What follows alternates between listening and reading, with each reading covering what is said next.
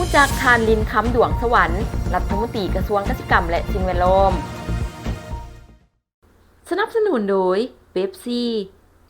แขนงกสิกรรมแมนพื้นฐานเศรษฐกิจสำคัญของประเทศและประชาชนลาวบรรดาเผ่าก็พึ่งพาอาศัยแขนงกสิกรรม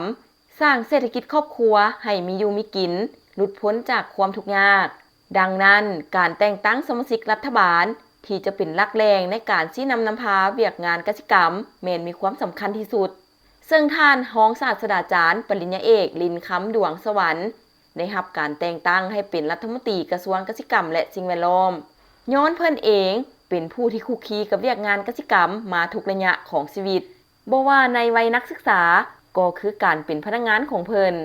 มื้อนี้ทีมข่าวเศรษฐกิจการค้าพวกเฮาได้นำเอาประวัติย่อๆของเพิ่นมาให้พวกเฮาทุกคนได้รู้จักไปพร้อมๆกันท่านรองศาสตราจารย์ปริญญาเอกลินคำดวงสวรรค์เกิดเมื่อวันที่18กันยายนปี1970ที่บ้านสีทันเหนือเมืองสีโคตะบองนครหลวงนิจันทน์ชนเผ่าลาวปัจจุบันอยู่บ้านโพนต้องจอมณีเมืองจันทบุรีนครหลวงนิจันทน์สั้นตำแหน่งและหน้าที่รับผิดชอบกรรมการสำรองศูนย์กลางพรรคสมัยที่11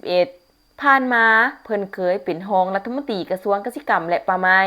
เป็นสมาชิกสภาแห่งชาติสุดที่8ระดับการศึกษาสามัญจบมัธยมตอนปลายและระดับวิชาเฉพาะของเพิ่นแม่นจบปริญญาเอกด้านเศรษฐกิจกสิกรรมระดับทฤษฎีการเมืองชั้นสูงท่านได้เข้าเป็นรัฐกรแต่ปี1996ชีวิตวัยเรียนของเพิ่นแม่นไปเรียนอยู่ประเทศบุลการีด้านเศรษฐกิจกสิกรรม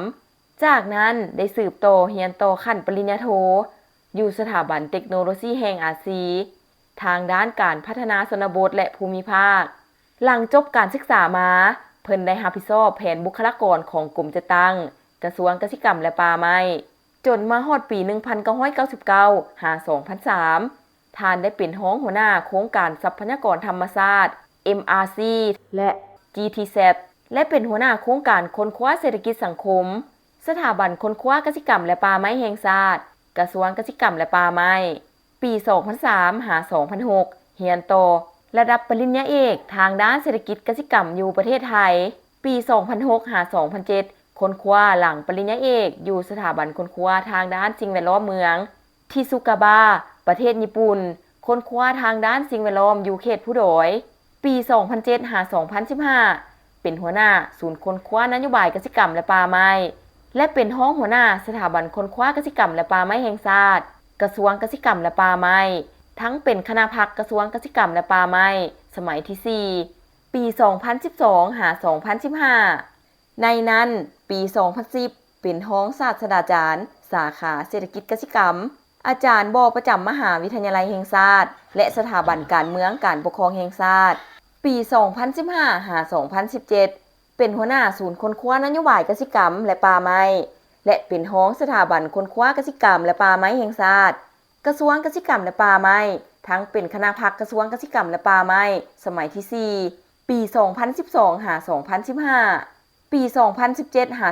2020ท่านได้ทำหน้าที่เป็นกรรมการพรรคหัวหน้าแผนกกสิกรรมและป่าไม้นครหลวงเวียงจันทน์จากนั้นท่านก็เป็นกรรมการพรรคหัวหน้ากรมค้นคว้าสังรวม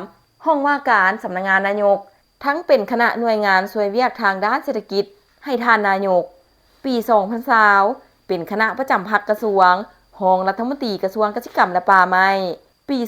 2021ได้รับเลือกตั้งเป็นกรรมการสำรองศูนย์กลางพรรคสมัยที่11เป็นสมาชิกสภาแห่งชาติสุดที่8 2016หา2021ประธานกรรมาธิการเศรษฐกิจเทคโนโลยีและสิ่งแวดล้อมมาฮอดวันที่6พฤษภาคม2024ท่านลินคำดวงสวรรค์ได้เข้ารับหน้าที่เป็นเลขาคณะบริหารพรรคกระทรวงรัฐมนตรีกระทรวงเกษตรกรรมและป่าไม้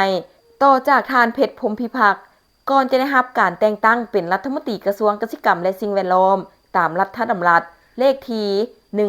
104/ปปทลงวันที่13มิถุนายน2025